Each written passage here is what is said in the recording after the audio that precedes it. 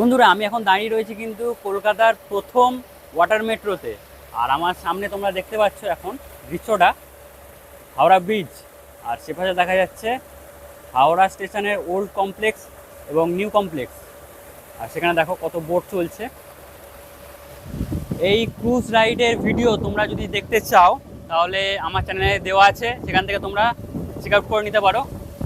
আর এরকম সন্ধেবেলা হাওড়া ব্রিজের সামনে এরকম ক্রুজে করে ঘোরার মজা কিন্তু একটা আলাদা রকমের।